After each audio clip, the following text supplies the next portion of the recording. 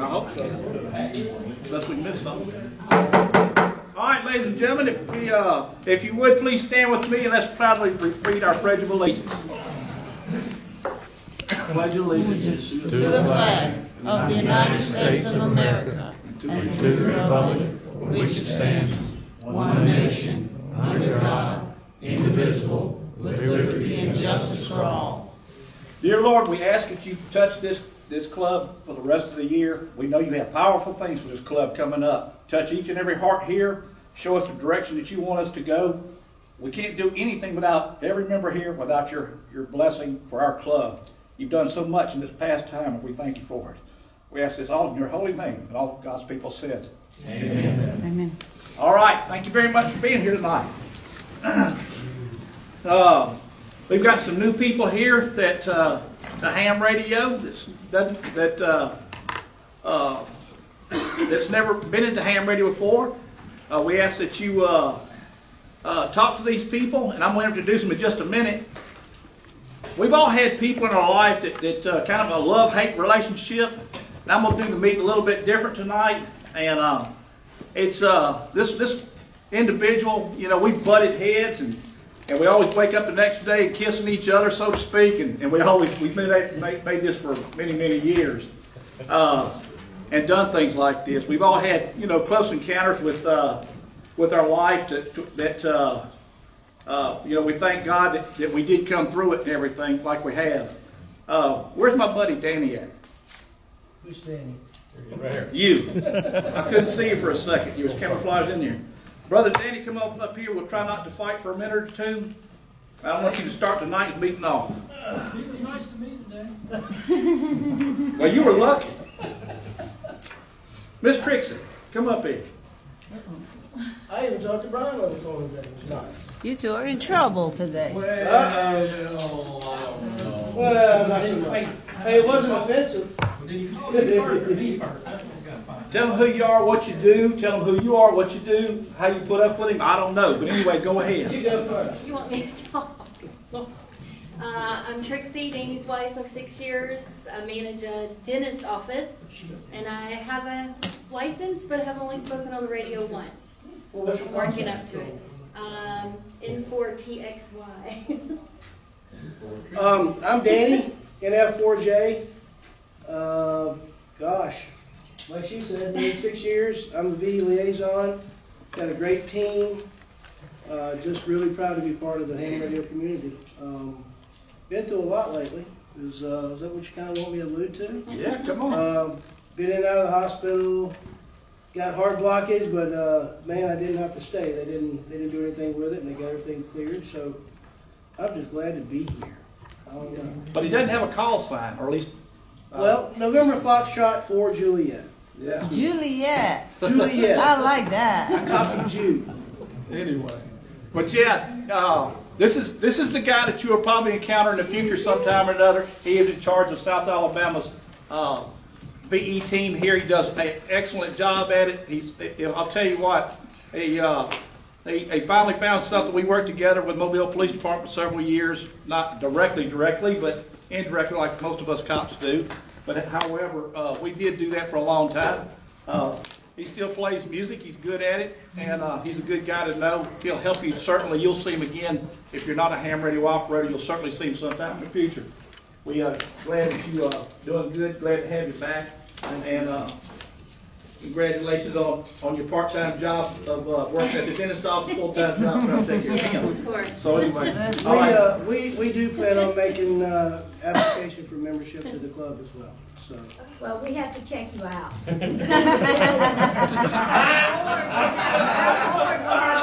can show you where the doctors worked yesterday. There's the other doctors we want to talk That's to. right. If I get it, you can get it. Well, yeah. I will say that the team would not be a team without the guys as part of the team. Ronnie Witt, stand up. Craig, stand up. Larry Anderson, stand up. If I'm missing you, you're a part of my team, stand up. Hey, look, that's Craig. Okay. The NF4J South Alabama VE team would not exist without these guys. Nick Bass as well. Tim Camp, Mike Hodge, they are alternate members to the team, and they help me out quite a bit. We do have an alternate list of which I have people on. At some point, we will get you there. But again, the main basis of the team is these guys, and we couldn't do what we do without them. So they deserve a huge hand. So thanks. Yes, thank you. All right, our secretary had a medical emergency today with his grandson, who is a brand new grandson. His name is Weston. We ask that you keep them, Lee and April, in your prayers. And their grandson, he's a brand new child into the world. He's possibly looking at pneumonia. We don't know. He's over at Dr. Women and Children's Hospital as we speak. They got called out a couple hours ago, and so they're over there taking care of that. I'm going to owe somebody a weather radio tonight. We're still having a raffle, and I left it at home by accident. I piled up a bunch of stuff. There's a lot of things going on. I made another accidental mistake not calling Robert Jackson, our repeater guy. But however, I can fill in the blanks on that. We have one of the. Let's see, Miss Sandy.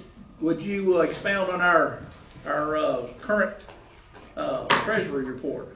Well, I didn't make one up since December because I didn't have any deposits. So right now we have balance on hand of $1,814.82. All right, we're getting there. We're not quite up to date yet, but we're getting there. I need to know who gave me cash tonight. I did. Just call out your name. Y'all gave it to me too fast. 30? I got you. David paid me 30. Yes, ma'am. David will. I gave you 40. I talked to Robert a while ago, a few minutes ago. He's still on the site working. Oh, okay. He said to tell you he sorry he couldn't make it. Okay, that's all right. Gave me 40. Okay, I have. That's what I have so far, and y'all gave it to me, and I'm not prepared tonight. Is that yours? That's mine. Why are you turn around? Sorry. Yes, ma'am. I don't want to confuse you. I have, We're going to have to put you in seat Z. Ollie Diane, John Sanders, the wages, Al Parker, Tom Moses, Alan Waldo, John Lee, David Welch, and Jim Reeves. Is that everybody that gave me money and or cash? All soon as I pay mine. We got to pay. Y'all leave till I give you a receipt, okay? Do not Unless you're leave. a lifetime member. When was it paid? Anyway. All right, we good now on that? All I right, think so. good deal. Where's your receipt? Where's your name?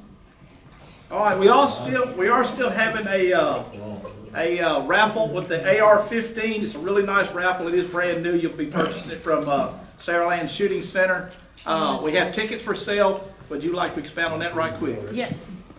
I have tickets here. The tickets are one for $2 and 5 for $10. So you want to get some tickets, please come see me. And we're collecting money. We need the money for the club. Also, I want to expand before I sit down. We have a field day coming up, and y'all know that we're going to have a chili cook-off. I know I'm ahead of mine a little bit, so if anybody's going to bring chili or whatever, please come see me at the end of the meeting, and I want to write down who's bringing what. Can I be a judge? Sure.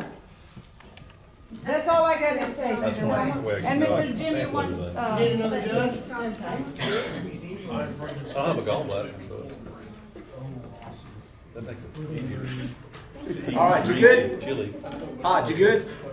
All right, very good. And anyway, like I say, just to keep chain of custody with the weapon, you'll have to sign for it at Saraland. Whoever wins it, you know, it's a really nice rifle. I have one myself, and it's It's a very nice rifle to have, and somebody's going to get a really nice rifle out of steel. Mr. Jim Buckley, come here, sir. Hey, I've seen you before. Oh yeah. Yeah. Try not to pay no attention to the guy in the front. I talked to the guy behind the curtain first. Anyway, this is Mr. Jim Buckley. He is new to ham radio. Anything and everything you like that you can help him with, he would certainly appreciate it. He is brand new to ham radio. He's not a licensed operator yet. We're giving him ideas on how to become a ham radio operator. Is Juju here tonight? You're right there. There she is. There's our newest ham radio operator right there. You know, which proves if she can do it, her daddy can do it. So anyway, and he is a licensed operator. He has five daughters, and they are all ham radio operators, including his wife. Wow. And so yeah. Anyway, but we ask that you help out Jim here, and also Hajir.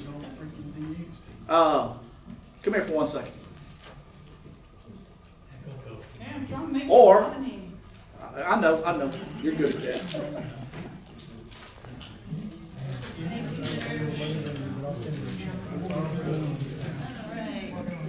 If you would you do you have a little something there for Jim? Sure. There we If you go.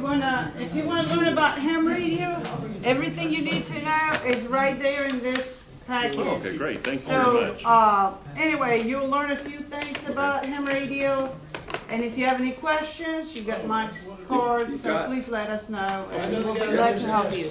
Good to have you here. We know a test Welcome to the guy. club. Hey, Yeah. there's I a know the test guy guy who right gives there. you a test, yeah. Yes. I talked to him. Yeah. Anybody else Yes, want sir. stickers, Thank you. please let me know. Good to see you, man. Do you want some We more? have Mr. Rod Molis. Am I saying it right? You are, sir. Very good. Come here, sir, please. A whiskey for November Foxtrot. Mr. Larry, come here, sir.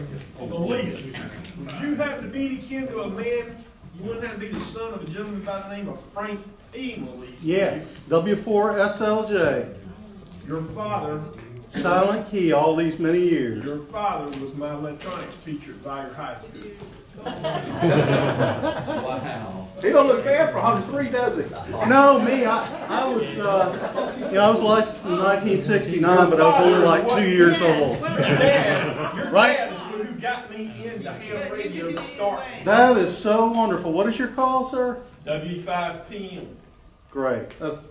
Man, what can you say? Small world. First person to ever let me talk third party over with ham radio. That's wonderful. Thank you. Rod was given a talk over at Mobile Amateur Radio Club, and I was up there and I was watching this, and I was like, man, we got to get this guy. He's a professor for South Alabama, and still does part-time, and kind of like a lot of us that does stuff part-time. However, I was thinking, man, we got to get this guy up here. And I went to see Larry, and I said, hey, get with him and tell him that we need to have him come give a talk. And I'm not even going to go on the talk side of it. And he says, already have. I said, that's the reason you're the activity coordinator. You know, like I was saying, the funny thing about it was I knew about your club. But what's the name of your club? Deep South? Deep South? I figured that meant y'all met down in Dauphin Island or somewhere. I just live around the corner. So now we're glad to have you. Glad to be here, buddy. If you would introduce him and tell a little bit about Rod right quick like and his talk. Okay, the only thing I know about him is I've seen him at the Okay, meetings. yeah, like I and said, he I've gave a been- talk at the MARC this past meeting, and talked about FTA, That's which right. is a new mode, fairly new mode on ham radio on HF. And he's going to be talking to that to I us am. about FTA I am. at maybe our next meeting or. Yeah, sometime here in the near future anyway. But we're glad to have you and Thank you. thank you, sir, for being here. Thank you, Mike. Yes, sir. Can I ask one thing? Just Sure. Since I got time to talk to tailor my talk, raise your hand if you've had an FT8 QSET. That's great. That's great. That's about right. I was afraid everybody had raised their hand and I could just go, why bother? Thanks, Mike. Yes, sir. Thank you. Thank you. We appreciate you. On January the 10th, Roger Parsons, who is a spoke in the wheel for Alabama ARRL, met with us at the Goodwill at the Connie, Hudson. that's it. And anyway, over at when we had the luncheon, and while he was there, he turned around and told me something that I like to fell out of the chair. I never realized how strong it was, our club. And of course, he and Javon Martin, who is our number one ARRL representative, our emails are going farther than we realize. I went to Freeze Fest with some of the other operators here, and I got there, and I'm standing around, and they said, "There's Mike Hartman." You know, and I'm like, "And am I going to jail?" You know, what did I do? And so a few of them took my picture, wanted to get their picture with me and all this. They said, "Man, we hear about Deep South Amateur Radio Club. It's all over the place now." And I was so shocked. And Roger Parsons turned around. He said, "I don't know if you know it or not." He said, "But you guys may have the most active club in the state of Alabama." And I like to fell out of my chair. I said, "Really?" And he said, "Yeah." And he said, "I'm telling you, Javon, even today, that was today or yesterday, I've got a comment on Facebook. I'm not a big Facebook person. I use it for the club 99% of the time." But he said he appreciates what we're doing, and he sees what we're doing. And I said, "Well, it's because we've got everybody here. Every voice in this room is a voice that's no different from anybody else's, including mine. You know, I've been blessed to get up here and be a leader with this club and everything. And I'm telling you, I'm kind of, everybody knows as Danny says, I'm the cheerleader for ham radio. I'm like a 4-year-old in a free birthday cake shop, man. I'm telling you, I'm jumping up and down all the time. My mind don't hardly sleep. But anyway, or like I said one other time, like a Pentecostal preacher on Sunday morning, you know, with free giveaways. Anyway, but it is, you know, we have our, it's a pleasure, an absolute pleasure to be up here and to hear everybody talk and bring up the ideas that they do. And I, again, with Roger Parsons telling me that, and Javon telling me this, and then people up in North Alabama telling us about what all we're doing, I just tell people we simply rock. And one thing I was going to say that one of the most profound things I've heard about this club right here is one of our members, Mr. Otis Kinziel. And I told him he has no clue what I was about to say. He has no idea I was even going to talk about it tonight. But he said, this club is real. He said, these people here are real people, and we are. We are team players. This is Team DSART. And I'm telling you, everything that comes together, nothing goes unheard. Everything that comes before me, I can promise you, we take issue with it, we look at it, good or bad, and we sit there and we make things happen in a direction that's positive for the club. You don't see any drama with this club. It's really just a really good club. Everybody comes and says, let's do this, let's do this. Our chili cook-off has been a really good success. Brian's done a great job on field day, putting things together. Our two guys right here with Civil Air Patrol, who was it the other day? Was it Jim that was telling you that he thought ham radio was dead? Yeah. Yeah, and so there you go. That's what I mean. So many people don't realize that, you know, again, 911, Hurricane Sandy, Puerto Rico recently, communications coming out of there. The U.S. government has all their communications properly stowed and everything else. Well, they got totally soaked. They were dead in the water, but ham radio came through. Had to use CAP channels, but we witnessed it firsthand from Mr. Paul Moses right there. The communications that came through to Georgia, as solid as a cell phone, and the communications were very professional. We have our friend Mr. Tim Morgan with our direct portal to NOAA Weather Radio now. He, you know, the last hurricane that came through, which was the one we were so publicized about? Whatever that one. Harvey or something? And the Puerto Rico. Nate, or whatever that was. Nate. Yeah, I think it was Nate, Hurricane Nate. In October. They didn't say anything about Deep South Amateur Radio Club. They didn't say anything about Tim Morgan. But however, they were sitting there saying, we've got winds coming out of, you know, Wilmer at 35 miles an hour, out of Grand Bay at, you know, at 25 miles an hour. It wasn't 105 miles an hour. It wasn't sitting out there that people blowing in the wind. It was true, accurate readings that people were given, and true, accurate information going to the weather station, or to the weather station, and being put out on the radio. No exaggeration. Everything was right on the money with this. And I'm telling you, ladies and gentlemen, as I said before, NOAA weather, emergency management, all these people are coming to us now, because sitting behind every one of these tables out here, is a communicator out here. It's you. It's you coming up there saying, hey, when we do the emergency practice nets, Brother Waldo over here, he does an excellent job at it. He's one of the best. When we get out here, we have these people that call in and say, you know, we've got this going on over here, whatever. Especially when like he and I are working as teams to message passing and stuff. It's not sitting up there saying, hey, the winds are blowing. It's the winds are blowing at 45 miles an hour. You know, period. And it goes on like this right here. You have to know how to do these messages, and there's a correct way. And there's only one really way to do it. And Al's very versed at that. He does a great job, and he's one of the best, as I said. Plus, he has like a storm shelter, not like a storm shelter. He has a storm shelter. If you have about $10,000 in just a shelter, you have a storm shelter. So it's probably good for a nuclear test from Korea if you ever needed to try. Anyway, it's a really nice shelter up behind his house. That's where I'm heading. Everybody meet at Al's house. So, yeah, that's what I say. Everybody meet. 52 guns.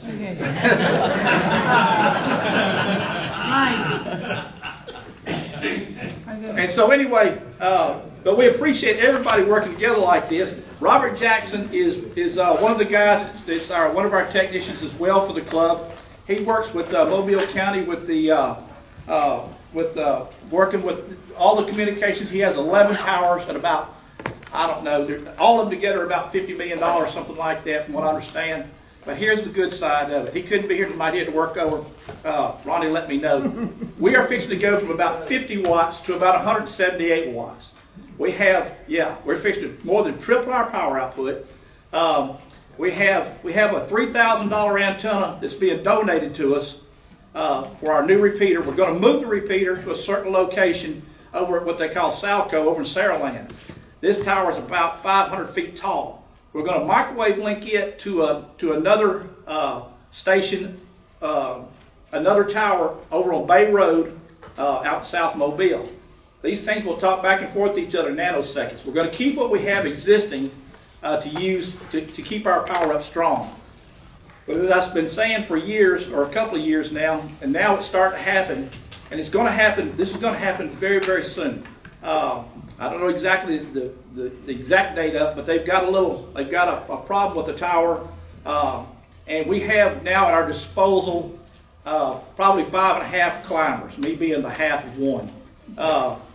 We've got 5 actual climbers, and besides David Welch being one of them, if they need any help and push come to shove, I would help them. Oh, no, you won't. But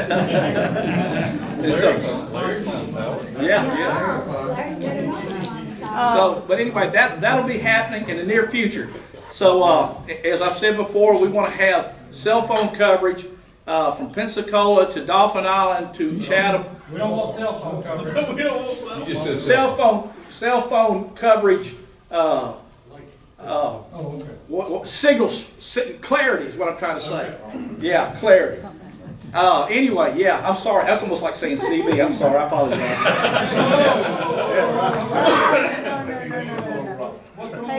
Yeah, I know it. We got this guy over here, Wilmer. You know, he's still got one of them rat tail antennas in the back of the truck.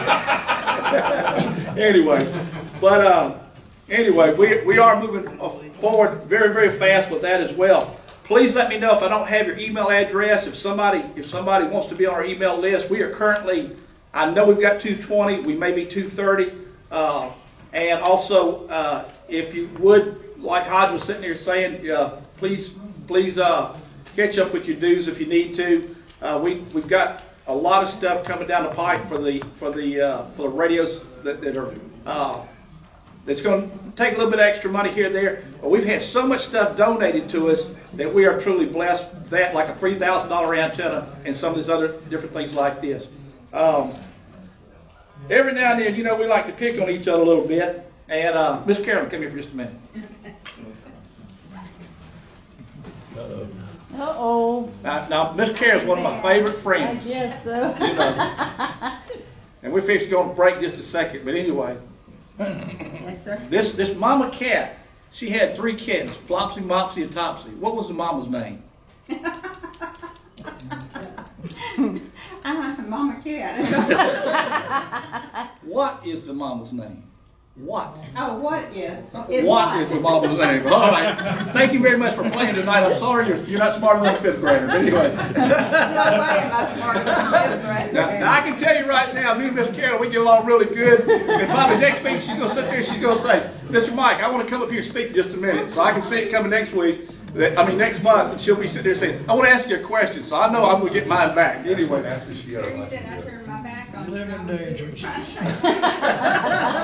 all right. That's all right.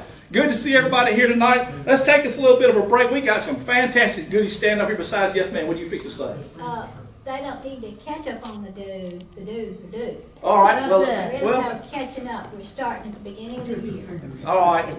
January 1st, right? Yes. That's right. That's right. So they need to catch. They don't need to catch up on them. They need to pay them. Yeah. So as Miss Sandra said, please catch up on your dues. If your car's missing Monday, just bring her $30 and you can get your car back. Also, these are the last, by the way, I want to keep you informed. These are the last tickets I have. I have 9 books left. 9? Yes. So you better hurry up. Whoever wants some more, let me know. This is it. Just for your information. And by the way, also there's a little girl that's doing a fundraiser. She's selling Yankee candles. And she asked Only about me, Southern candles. she asked me tonight, will you please ask anybody that wants to buy something? As for, I guess they do it for the school. And so anyway, I have the catalog, and y'all look at it, and if anybody's interested, let me know. It's for Abby. No, this is for another girl. No, Abby's here, so. Yeah, no, she asked me, so I thought I'd bring it up. I love candles. All right. Let's go ahead and take us a break, and we'll come back in a few minutes, and we'll take off again. The U.S. government, along with AT&T, is fixing to spend $50 billion. Not $50 million, $50 billion. Evidently, they haven't heard about Yaesu and ICOM and everything by Hamburg a whole lot cheaper. Say again? Kenwood. And Kenwood. Oh, yeah. And Danny's also in charge of the Church of Kenwood. Did y'all hear Yaesu bought Kenwood? Well, they had Don't you start.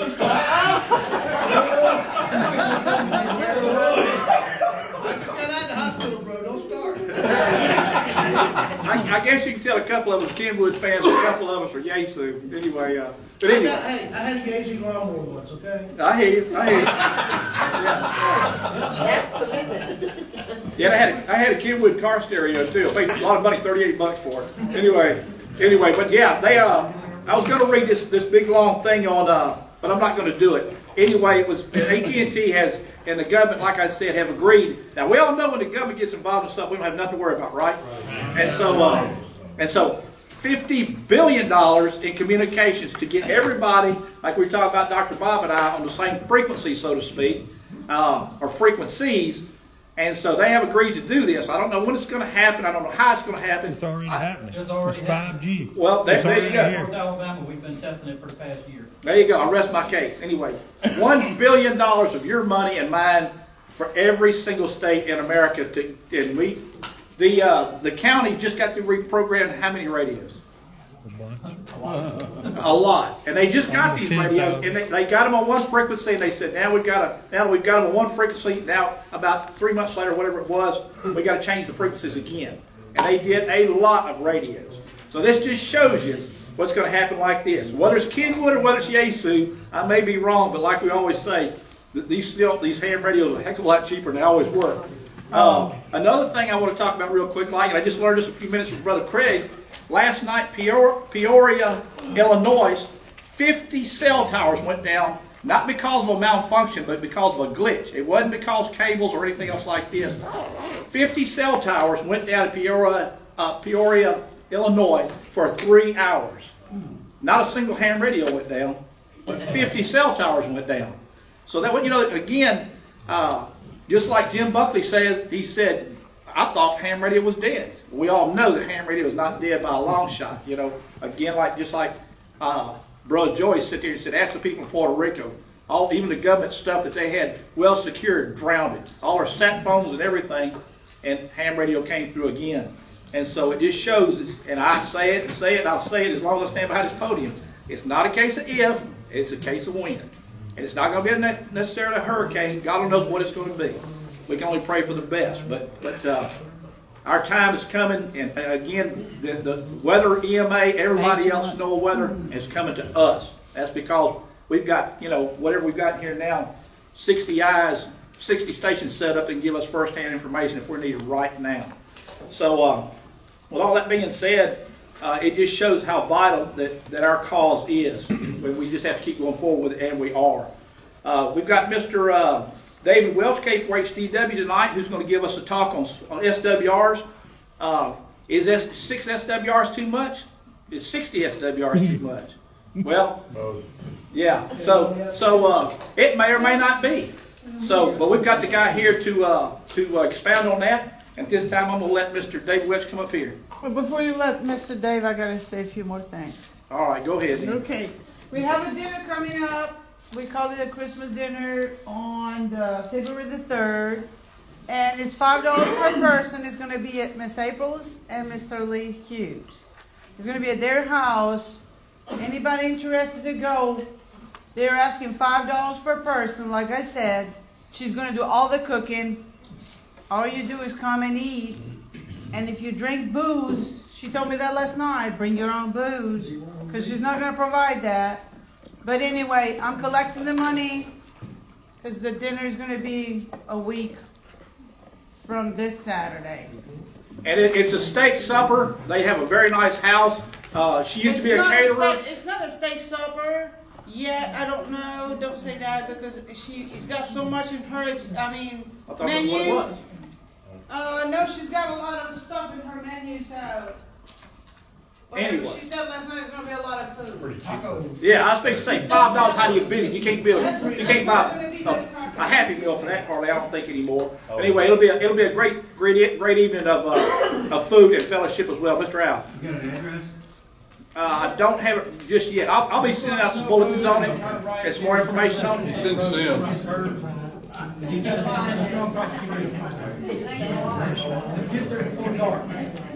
But everybody who has a ham radio needs to listen to David tonight. He's going to bring out the truths and the myths of SWR. Talk to Ronnie. Okay. It's been changed to Ronnie Witt now. Anyway, come on, Dave. Ronnie, get up here. Let Ryan talk about Winter Field Day right quick first, make sure everybody's fresh on that. All right. Go ahead, Dave. I can't even spell SWR. I tried earlier. All right. Brian Swearingen, N4FBO, is our field day coordinator. He wanted to go ahead and expound on this in case he gets called out or whatever. But anyway, we'll do that later. Okay. And he's been doing it for years. He's really good at it. It's this weekend. Go ahead and take it, Brian. We're having Winter Field Day this weekend. Very good. Thank you very much. Great job. There you go. We're having as many show up. We actually set this up to be bring your own radio. And the reason we did that is because we've set up radios in the past and said we're going to run 3A or 4A, and then we wind up running, so we're going to run 4A, we ran 3A. So this year we want to do something different. We titled it Bring Your Own Radio because some of us have got radios in the closet we haven't used, or we've got an older radio like an FT 101, something like that you want to come bring, and it'd be fun for me to operate on something like that because I've never operated on some of the older rigs, and I've tried to talk a couple guys in that have some old VFOs, some old crystal radios to bring those, because I think it would be fun for some of us that have never operated something like that to understand how that works. I think we're all spoiled to spinning that dial, and I think it would be good for us to learn a little bit more about some of the older stuff. So that was the whole idea. The purpose was for us to have a fun time, have a lot of interesting radios that would show up. We are going to have rigs there. I think we're going to have about 3 or 4 rigs as a standing sort of deal. But if you show up with a radio that is something you want to operate, we're going to unplug something that's there, plug yours up, and make QSOs on it. So I would encourage you, if you've got something, bring it. We're all going to have the chili cook-off. You've heard about that. It was a great time last year. We're going to have a lot of good Can you give a opportunities. timeline again on when the chili cook-off is, what time things are gonna begin and all that? We're going to be, well, I was just talking to Tim. I didn't realize it's supposed to start raining Saturday morning, so we don't care, but we're going to be there about 8 o'clock Saturday morning. It's going to be at Mike's place out on House Ferry Road. We don't have setup in tennis because he's got 5 or 6 to plug in. But we're going to start being out there about 8 o'clock in the morning. So the chili cook-off is going to start around 5 o'clock Saturday evening. That's correct. And it's going to be People's Choice Awards, so it's not going to be judges. It's going to be, you know, the group that's there. They all select the winning chili. So, and then we'll have a little prize for the winning chili as well. Last year we had a good time. Don is disqualified. He can't bring chili this year because he won last year.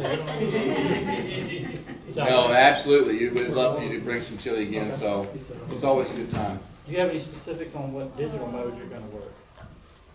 No. Okay. Because last year we worked a lot of digital. We did a lot of PSK 31. PSK 31. We did PSK 31. The question's going to come up: can we use D-Star? Can we use those kind of things? Yes, if it's simplex. So it sort of defeats the whole purpose of having, you know, DMR and all that kind of stuff. It cannot go through a repeater. So or the internet. It has to go simplex. So anyway, look forward to, if you're planning on being there, great. How many are thinking they're going to come? Okay, cool. Well, that'll be good. You're coming for the chili, you're going to run a rig? Yes. Okay. encourage everybody to come. If you've got people that are not here tonight, encourage them to come because it's always a good time. So. What is the antenna situation like? Are you guys gonna set stuff up? You gonna use mics, or how's that outfitted? Yes. Okay. Both. Oh, the antenna that I set up, people who want to use swap radios like the vintage rigs, we can use that. Any other questions? Please come out. It's going to be good. Let's see. Is he still looking for the remote? I don't know, I couldn't find it.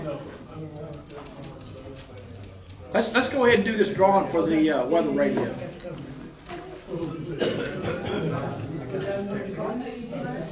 You don't have one?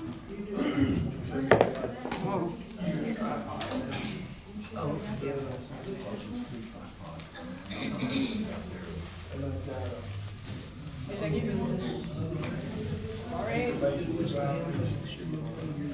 We've got everything ready except for a remote to turn this thing on.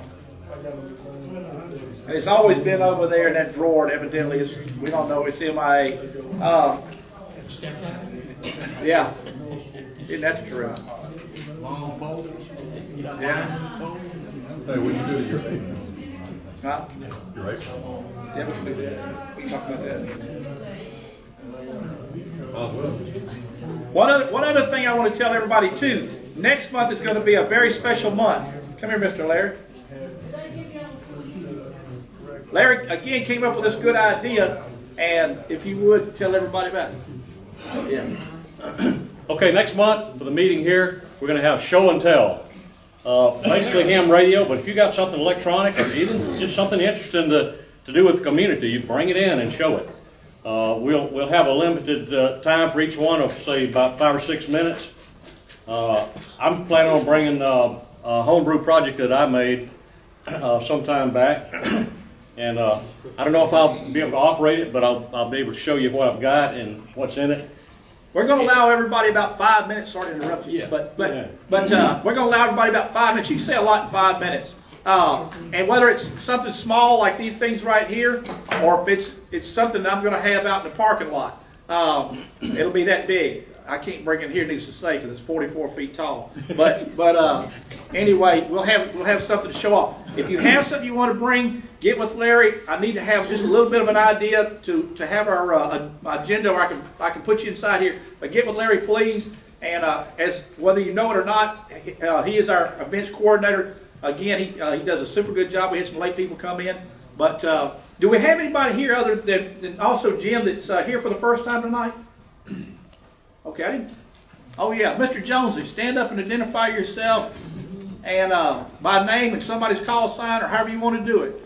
I'm Katie Ford, DLJ, and that sounds kind of sort of familiar. I was areas coordinator for about 6 years, and I taught these two everything they know. You still don't know that. And I'm the reason Hodge speaks such good English now. That's it. But, just stop by and visit, say hi, and see what's going on. Hey, do me a favor real quick. Give me one of them bags right there, Juju. Juju's gonna do the I draw. know it. Go over and give it to him. Good job. Give her a raise. There you go. And there's some stuff in there to keep your figure nice and trim. There you go. Anyway, all right, we're going to do a real quick drawing here with our, thank you, Larry, on our weather radio. Pick my number, Julie. Pick my number. You can read the number, baby? 7863514. Who's 514? 514. Present to win. 7863514. Who's got the number?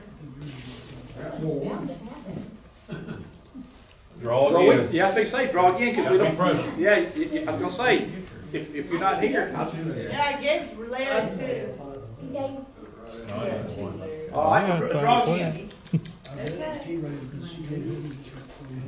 Draw one number this time. Unless it's due, right? 7863532. 532. 532. There we go. See that? I told you. You got me handwriting operator. I love you, Miss Carolyn. Just please don't burn my house down. I'll just play with you earlier. Lucky, man. Joey's throwing in a technicality. I told her, I said, please, Miss Carolyn, win that radio tonight. Keep that, bring it over. Okay. Yeah, we'll get it to you. We'll throw them away. It's funny, every time I see Miss Carolyn, she misses the lunch or the Thank you, baby. breakfast or something like this. We always catch up later on, but we always get her stuff to her one way or the other. Anyway, all right, now we're going to pass it on to Mr. David Welch, K4HDW. Go ahead, sir. Thank you, Juju. Ronnie? All right, my name's David Welch, K4HDW. For those who don't know, I play with antennas and radios and stuff here and there. So I like to help people out. This is an older presentation that normally has about 6 different parts with it, but as you know in our radio meetings, we can't do that. So I've reduced it down to some basic pieces to give you an idea. What we're here to talk about is SWR, standing wave, which is typically, and what we're actually talking about is a voltage standing wave. Is a measurement of how efficient radio frequency power is in transmitted. Usually SWR, standing wave ratio, VSWR, depending on how you look at what book you're looking at, how they want to word it.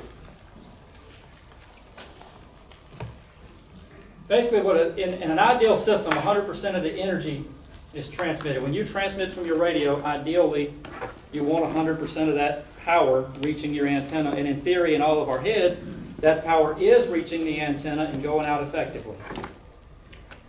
So it requires an exact match between the sources of impedance. We all know our amateur radios are 50 ohm devices. What we're hoping all the time is our antenna is 50 ohms. The good thing is in our magic world, there is no such thing. So we end up with a standing wave, which shows the voltage and variances, the ratio of the highest voltage anywhere along the transmission line.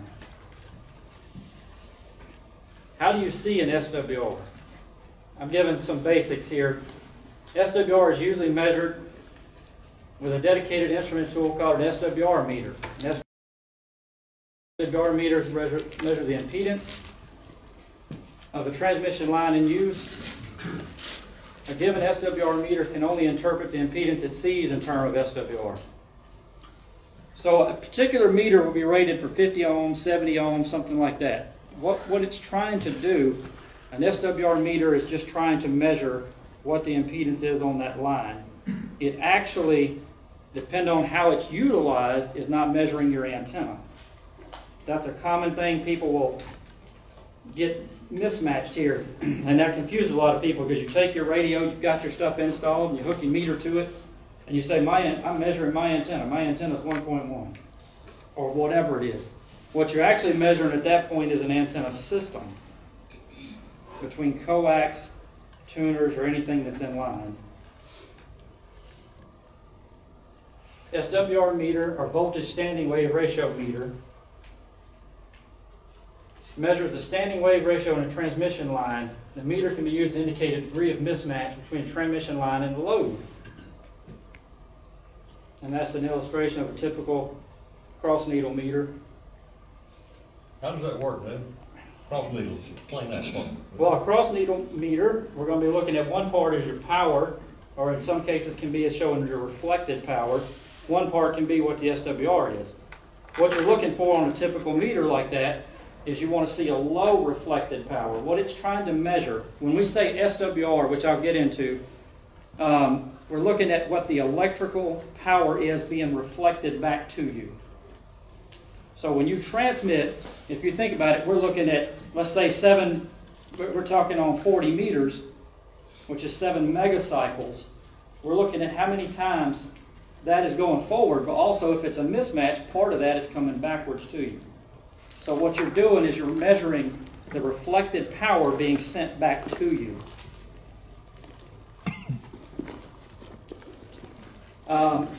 The only problem with the limitation with an SWR meter is actually only reading what the voltage is on that line. So it's not really telling you the whole story.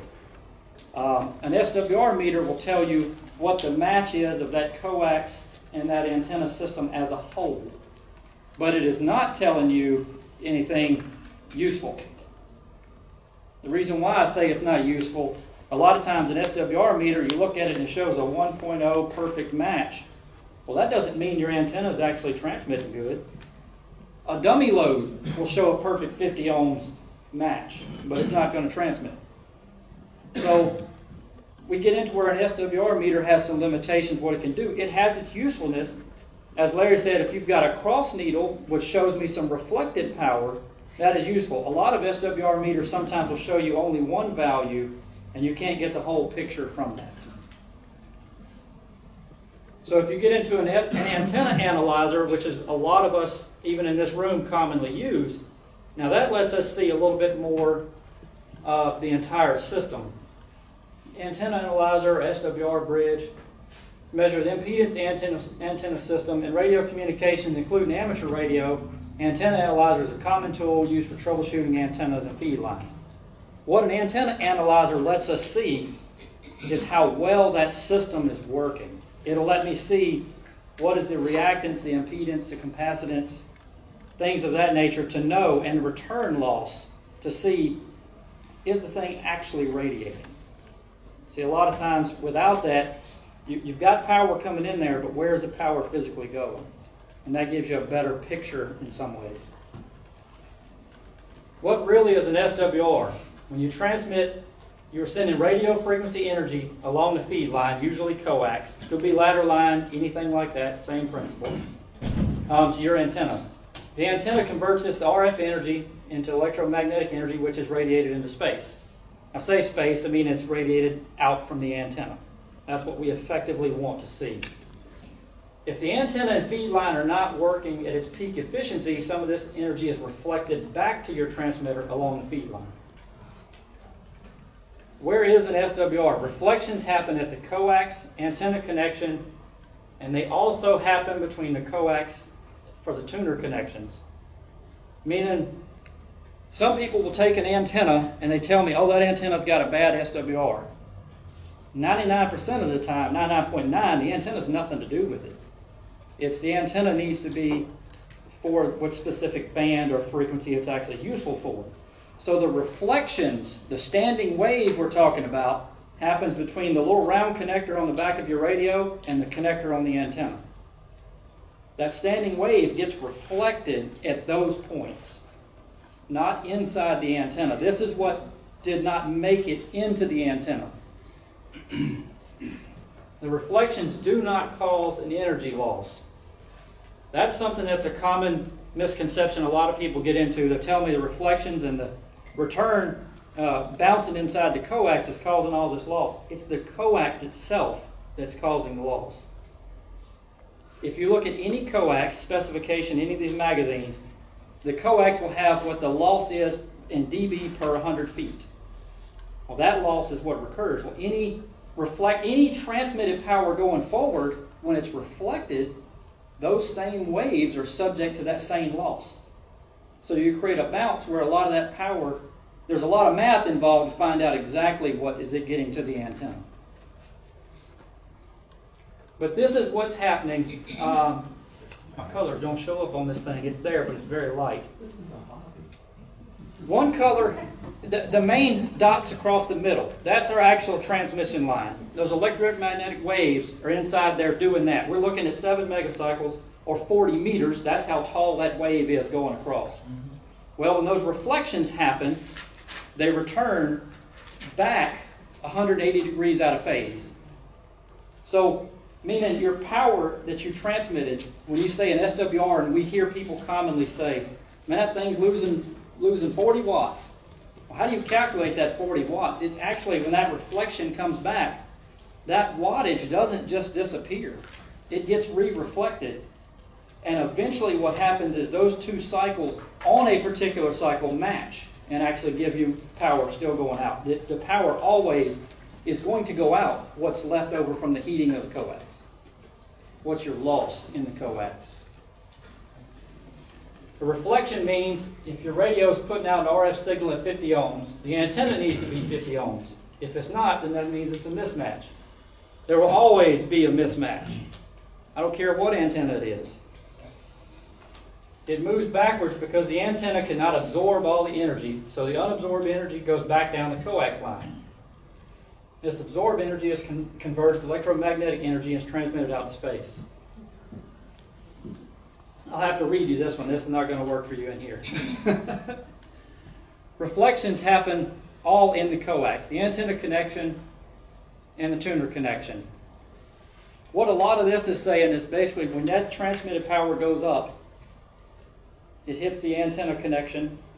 If it's not a perfect match to meet, when you look at that cycle, it's got a perfect line where it needs to hit in order to actually be in what they call phase. Well, those reflections, if they're not, bounces back and it continues a loss back and forth. Reflections don't cause energy loss, it's the heating of the coax. The reflection is that electrical signal being out of phase but coming back to the radio and it gets bounced again. Well, when that signal bounces again at the radio's already putting out another signal. So you continuously have waves doing this inside the coax. Is that when you said reflected back? So, you know, I'm an automation guy when I deal with a lot of drives, and I remember, you know, you got harmonics that come back on top of the wave, but what you're saying is that's reflected 180 degrees out of yes. phase. The first cycle, it will be 180 degrees out of phase, meaning upside down. Upside down, right. So okay. this one's going this way. Converse of the other wave is bouncing against it. Well, when it gets over here, it's going to bounce again and flip 180 again. So every 5 cycles, roughly, that original power that went out is back in phase with each other. So it is destructive harmonics, meaning it's something that's going against the grain. Well, what's ever left over after heating losses in the coax gets reflected. Eventually they're in sync together. And that original, let's say for an example, you put out 100 watts, I'll get to that. Let's say you're putting out 100 watts on your radio. Eventually you could be at 102, 105 watts on the radio coming out once it's in phase. Yes, sir. Is that gray, it's about maybe about this thick, that goes right around the cable near where the signal. A ferrite choke? Yeah, a ferrite choke. That's what I couldn't bring up. Does that help you keep? That doesn't do anything to do with SWR. Okay, I'm not just talking about. That's looking for reflected energy. Does that help? Typically, no. No. No, not in the sense of what we're looking for. That's an RF card.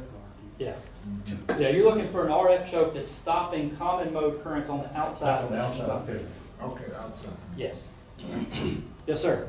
Let me just make sure I understand this amount of mind. So you're saying that, basically, as I understand it, the higher the SWR, the higher the heating of the coax. That's right. And that's where the power is. That's where going your to. power loss. Okay. Because if we're putting out 100 watts, and let's say the SWR is just 60 over, well, maybe 55 watts of that's coming back. So those losses would be subjected.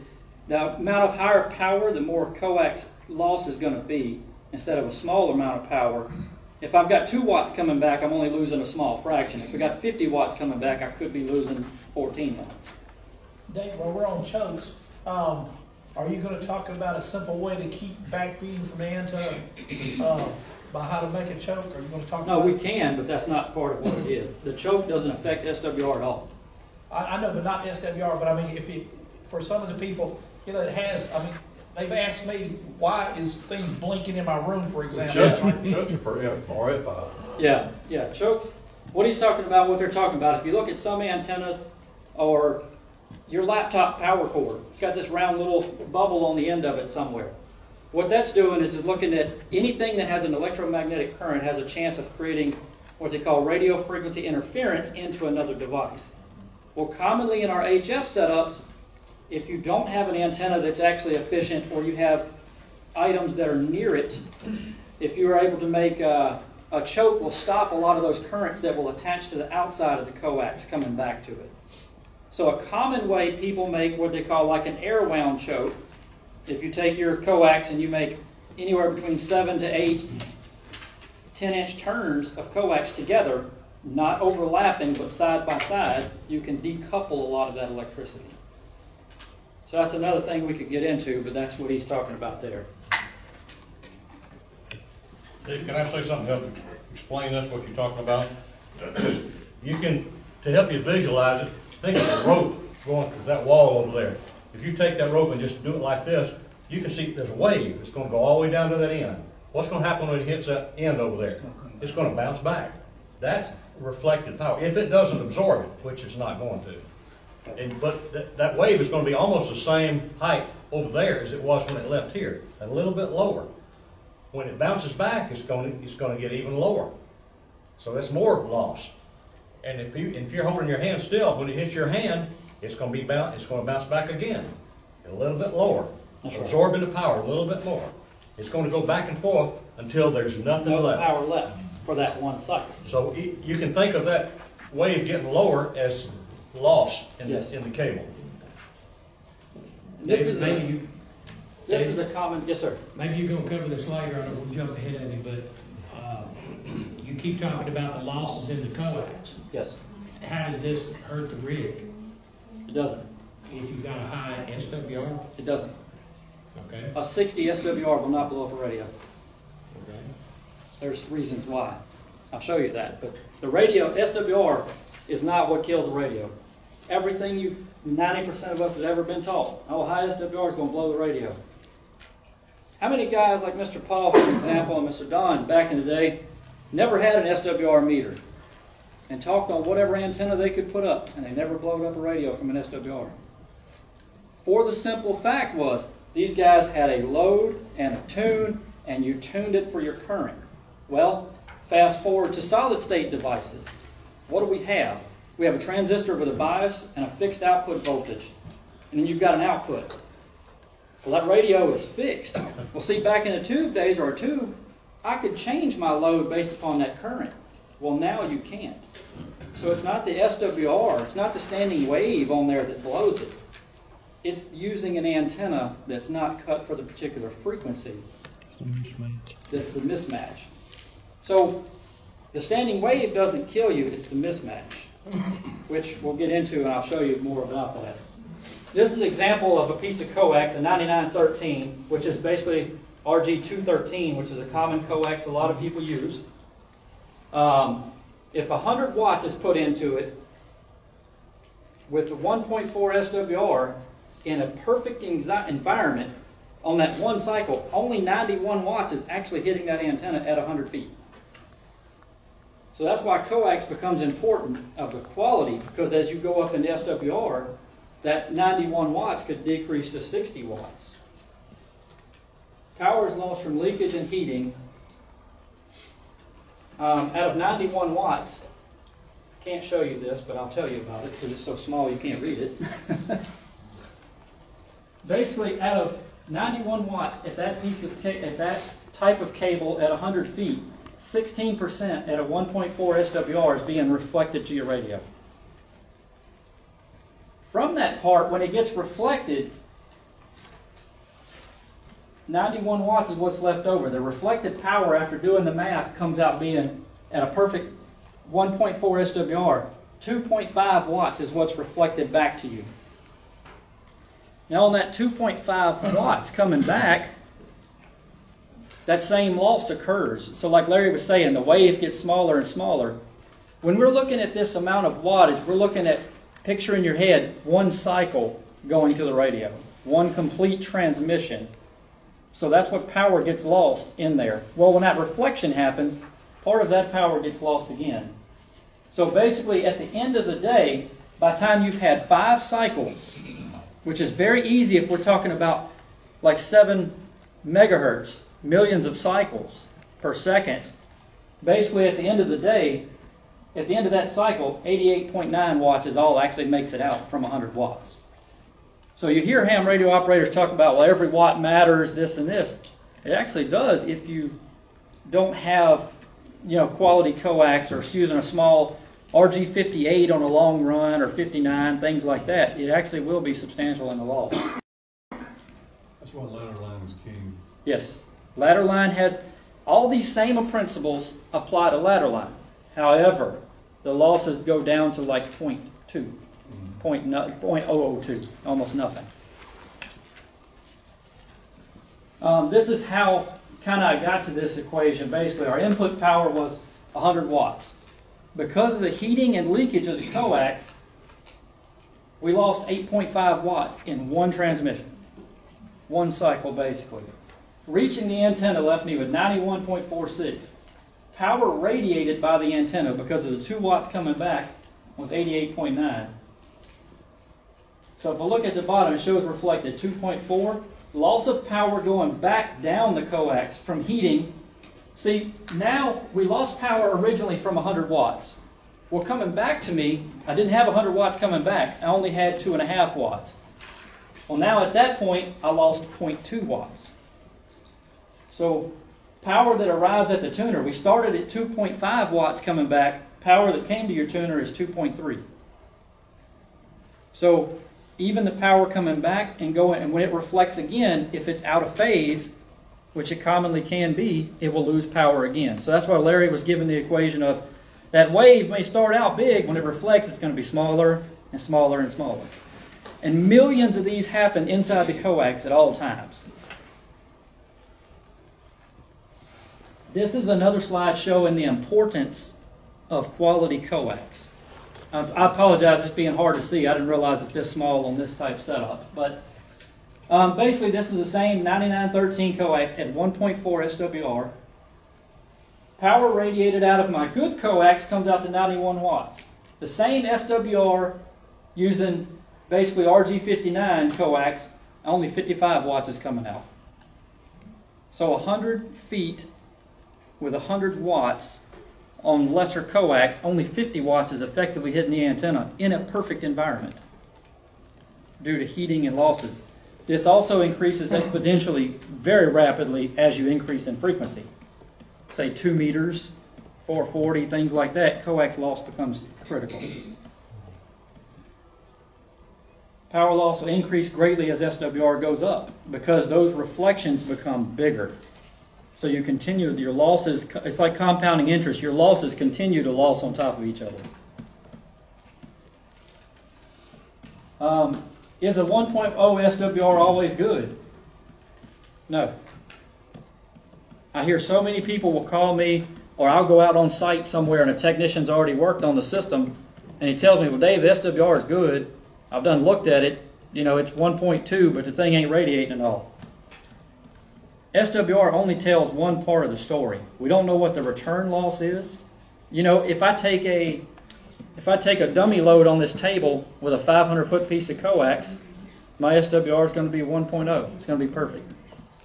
If I take an antenna, say even on my some of my antennas. If I'm way out of tune or out of band, that antenna will be perfect 1.0, but I never talk to anybody because there's so much losses in between there, my power never reached the antenna. So SWR only tells you one piece of it. This is some important facts that gets into another way. SWR meter reads reverse energy in a coax. It converts that number into a value called standing wave ratio. Basically the percentage of energy coming back to you. You should always use an antenna tuner. A lot of people will look at me like I'm crazy with that because they'll connect their antenna. They brought their coax into their radio. They put an analyzer on it. It says 1.0 or 1.1. There's no such thing. I don't care if you put the fancy analyzer on it and it says it's 1.0. How did you achieve that? What that tells me, and what you need to learn through your own practices and experience, is your antenna system might have got there, but that means you had something else masking the problem. We all know a standard particular, like take a dipole. A dipole antenna is not 50 ohms. Your coax is 50 ohms, your radio is 50 ohms. We know a dipole antenna is not 50 ohms. A vertical antenna in a perfect environment is 35 ohms. So how did you get to a 1.0 SWR? That means something in the coax or something masked your problems to get you back into frequency. So that's something to think about. Even a perfect antenna can only be 50 ohm match resonant for one spot in the band. Other than that, it's not electrically possible. So that's where you run. An antenna tuner should always help you be correct. Electrical energy moves forward and backwards in coaxial cable, same in ladder line, but in much less loss. Electrical energy moves forward because of the generator. Your rig pushes it to the antenna. It moves backwards because the antenna can't absorb all the energy, so unabsorbed energy goes back down the coax. Reflected energy will be re-reflected when it reaches the tuner or the tuned circuit of the output stage of the transmitter. No losses happen at the reflection point. Your rig will not blow up because reflected energy got into the radio. It can't. SWR will not blow up your radio. That's what I hear a lot. That statement needs to be taken carefully because you need to understand what it is you're doing with it. Yes, sir. The same principle explain why you should never key your radio without an antenna connected to it. Yeah. Don't key it without it connected to it because you've got no load then. Without a resistive load or some type of load, there's nowhere for that. What's that? Dead short. Yeah, there's nowhere for that energy to go, and it sees an open. You think about it, if we look at our connector, we've got a center pin and you've got that outside piece we all know is shield. Well, if you transmit with no antenna connected to it, you've almost just got a dead open. There's nothing happening there. So it's an infinite. What the problem is, what you're running into in our radios, we're trying to keep the current in line with what that device is supposed to be. So a high SWR antenna probably means the antenna is not tuned for the frequency it's being used. In turn, that means the antenna has some sort of inductive or capacitive reactives is detuning the final amplifier, which is why tube radios, you're looking for your plate, your grid, you're tuning separate ways to keep the current down. In our solid state devices, we don't have that option. So it allows that solid state device to run way harder than it's supposed to. And it drains and kills the device. So it wasn't the SWR that killed you. It was the capacitance or using the antenna at the wrong band. If the antenna is supposed to be at the band and the radio's there, even if it's a high SWR, it won't kill it. It won't allow that device to overrun itself. Many leaders, amplifiers, tube circuits have tuning knobs that allow you to dip the plate current or adjust SWR on the front of the device. Transistor rigs usually do not have any tuning adjustments. To avoid extra heat when created, detune the amplifier. A lot of common solid-state rigs, if they're over a 3 SWR, will automatically fold back power. And that's to stop the device from overrunning. Because it'll just let the floodgates, almost like what Danny was saying, key in the radio with no antenna. The higher that SWR, the more that mismatch, it allows that device to dump current more rapidly and the transistor dies. There is no 1.1 antenna. You might have a 1.1 antenna system, which includes a tuner and coax, things of that nature, but the antenna itself won't be. What you need to look at is what SWR means, how an antenna system is different from a simple antenna. It's true that an antenna system should have a good SWR. And what I mean by that is if you were to measure an antenna and you took a 6-inch piece of coax to an antenna analyzer and looked at the antenna, you're never going to get a 1.1. You see a very different result, even if it's for the band perfectly.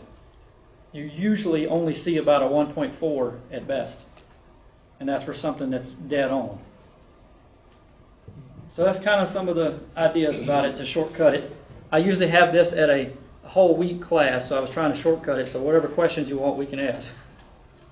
Yes, sir. One thing I didn't hear you address, you said on that example you lost 8 watts or something Yes. like that on that particular cable at that frequency. But what if you run 1,000 watts?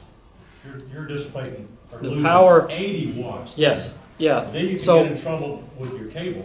As you increase Overpowering power, cable. as you burn increase cable. power, you can overload a piece of cable very quickly. You can burn up a tube too. Or you can burn up a tube by running a little bit too much current.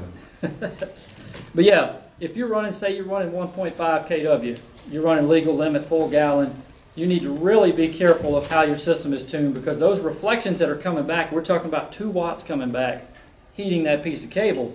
Now we could be talking about 200 to 400 coming back, and also at the same time you're pushing 1,500 out of it. So depends on the type of cable. You've got to really be, the application needs to match. And this applies, it doesn't matter if it's mobile setup, VHF, HF, UHF, even your Wi-Fi. Your Wi-Fi in your house, if you've got one of these routers that's got antennas on it. All these same principles apply because the electricity doesn't change. Anything else somebody wants to know? So is the physical result of this reflected power a heating of the cable? Yes. The reflected, where the energy goes, where the reflected power is because of mismatch. Where the loss of energy occurs is from the heating of the cable. So that's why the bigger the cable, you always hear the less loss it has. That's because it can carry the current instead of losing it to heating. It can dissipate the heat.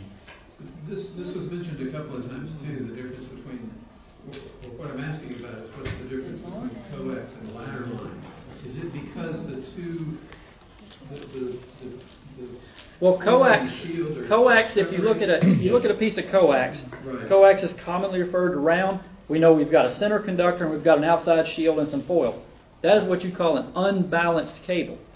The voltage it's able to carry on one versus the other is unbalanced. Ladder line is a balanced cable. We've got 2 pieces that are electrically same distance apart. So those waves will be a lot more stable than it is a piece of an unbalanced coax. So then ideally, taking that, then ideally you come out of the radio with just a very short piece of coax and then go directly to the ladder line? Yep. Yes. Go to a All tuner. your antennas? Go to a tuner And and then then the ladder line. line on the You tuner. cannot bring, I hear people say this, but don't. You cannot bring ladder line all the way to your radio. Don't do that. Because it's commonly, we're looking at 450 ohm ladder line or 300 ohm ladder line. You're not going to have 50 ohm ladder line. So what we're trying to achieve in the grand scheme is we're outputting 50 ohms. We want 50 up here. How do we get it? By using the tuner. When you put a tuner in line, all a tuner does is makes it happy between the radio and that tuner. So that short piece of coax is what we're making happy. On the other side, if you had a 16 to 1 SWR, that 16 to 1 SWR still exists. But what you did was you took some of the capacitance and inductance and made it a little bit more in line on the output. So those waves, electromagnetic waves, are still occurring. So a common thing people will say, take a radio and I don't have any tuner in line whatsoever, and my SWR is 10. Well, I put a tuner in line, that's how I fixed my antenna. You didn't fix anything. You made the radio happy. But realize, that power, no matter if it's a 10-to-1 SWR or a 50-to-1 SWR, that power still goes out.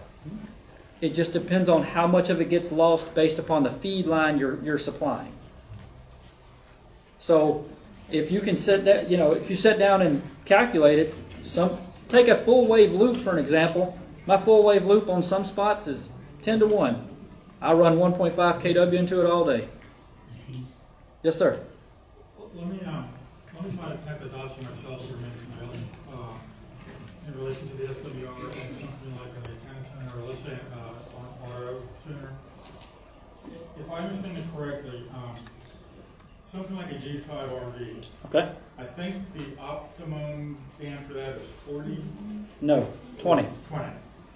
So on 20, you're pretty much okay. You probably don't even need the tuner. But if you go over to 40, you go over to 80. Now you're getting a heightened SWR. So if I understand it correctly, the antenna tuner, automatic one, let's use that, is monitoring the voltages, realizing that it's not what it should be, and it's using like a variable capacitor. Is that what it is? Yeah, you're actually, like with an auto tuner, you're using relays or capacitors, however it wants to switch, to get that voltage acceptable. And it's sort of sampling. An auto tuner continually samples and adjusts as needed. It's usually wound 4 volts. Yeah, but like on a G5 RV, sure, 20 meters is pretty close to resonant. You can get by without a tuner. But the absolute rule is you should always run a tuner, because you can't get a perfect match. Realize that you might be fooling yourself to think you are. It depends on where that spot is. Another thing that we can't get into today, that's a common myth that aggravates me beyond belief. People will tell me all the time, your SWR is high, I need to go change my coax length. Does coax length change anything? No. But people will do it all the time, because what they're doing is think about in our head, we've got an electromagnetic wave doing this. Well, by changing the coax or the meter placement, they might be at this secret magic spot where that wave hits them dead on. And so they think that, oh man, I got it here. I went from 21 feet of coax to 7, and this is dead on, it fixed it. But you didn't change it. It's a 50 ohm piece of cable. So we didn't change anything. You're just fooling the meter. So that's why we commonly, if you can, you check the impedance, reactance, and what the antenna is doing at the antenna.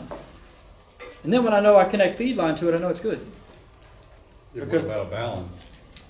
What's that? What about a balun? What a balun is actually doing, though, is tricking the ohms. I know, I'm just saying, there's a bunch of toroids that are... Yeah. A balun's just going in, changing, trying to get that impedance back down in line with you. Gets it down to where it doesn't hurt your radio. So the difference is, though, if that balun is not at the antenna, and it's all the way down here at the shack, which it commonly is, a lot of the big fancy tuners, my big Palstar tuner, big fancy job, AT5K 5,000 watt one, it's got a balun inside of it. That doesn't do me any good from there to that antenna, though. Now, if the balun's at the antenna and it brought the feed line more in line. Yeah. Actually, at the antenna, like I've got a 340-foot off-center fed dipole, but the balun is actually at the antenna. Before the ladder line. Yes. So it stops a lot of the problem, but if I'm bringing a problem all the way to me, I can mask it, but I didn't fix it. Yes, sir. So should we have SWR meters right at our antenna so that remotely tell us what they're doing? You can. Some people do, believe it or not. My big antenna that's sitting outside now, it's got an SWR bridge with a remote plug all the way back to me at my shack. So I can actually see what power is delivered from my PowerMaster 2 in the backside of the amplifier and what power made it to the antenna. However, you got to be careful with that, because that's another source of lightning to come back to you, but that's another story. So just something to think about. Don't run a piece of... They make them, and they're commonly done that way, where people just run a piece of cable out there to it, but I don't like them. But yeah, that's what they're doing. So anything else? On a rig that has an auto tuner built inside the rig. Yes. Putting an SWR meter in the coax outside the rig, you're still going to read You read what's You're there. not gonna read what the rig. That's right. When you have an internal tuner, you should always run it, but what you're going to be reading is from there to there, from the antenna to that one. Yes, sir. It's my practice to turn off the auto tuner on the rig and use the external auto tuner first. And when that's happy, then I turn the other one back on. Is that a pretty good It doesn't do practice? it, it doesn't even work that way. Wait a minute. Two tuners if they're using it. Well, there's an internal tuner on the rig. Let's You're using an amplifier that has tuned inputs. You're using an external tuner and an internal tuner because you must tune the stub between the rig and the amplifier. That's right. You have to do it. You have to use the internal I and thought when you have the external tuner, your rig doesn't matter. remember, where's the amplifier, where's the tuner? You still got a coax to tune the rig and the amplifier. Yeah, It's a stub, but that's a tuned input. Yeah, well, It's not like a solid state amp. It's a tuned I know, but if you input. tune it externally and it tunes it down to 1 to 2, why would you tune your rig? You got a solid state amplifier, then you have an No, amplifier. I'm talking about tube amplifier. Okay, but if it doesn't have tuned inputs, you can use one tuner. If it's a tuned input for impedance, for the frequencies of that particular band selector switch, everything inside is select for that particular frequency. The I stub see you're between the saying, rig but I'm talking has to about be- manually Yeah. tuning the. You have to run your internal and your external. yeah, see, when I'm running my small amplifiers, I do it pretty much what he's saying, is I'm making sure I'm right from here to my input side of my amplifier. Now, on the output side of the amplifier, is a different story. But I need to know what's going on from here to here. Because if not, what you'll actually be an SWR in between here. And it's a common thing where I'll go to somebody's shop to tune up something and they got a 1 kW amplifier and they're telling me, man, it's doing 1,300 watts. And I'm looking at it and it might show that on the meter because it's showing harmonics. You're actually not showing real wattage because there's a mismatch there that you're physically not seeing on the input side. The Elecraft rigs are just different, I guess, because the Elecraft rigs actually tune, the radio from the amplifier itself. If you're using an Elecraft amplifier, maybe, but if you're using a standard setup like what 90% of us have, you need to make sure that input is tuned as well as the output. You saying 10% of people have Elecraft? 10%? You just said that 9%. We have deep pockets. I mean, some of us just got K3S sitting around and don't even turn it on, but whatever. But anything else? I mean, this is a deep subject, guys, that I usually go over for about a week, so I apologize. It's hard to fit everything in. He's saying what percent of the people that owns Elecraft melts tubes in their amplifiers every now and then. That's before I get Elecraft. That's what I'd say too. I've been in radio for going on 31 years, and I don't think I've ever blown up a tube. But my buddy Joey's smoking. But all defense, he's good at it. Hey,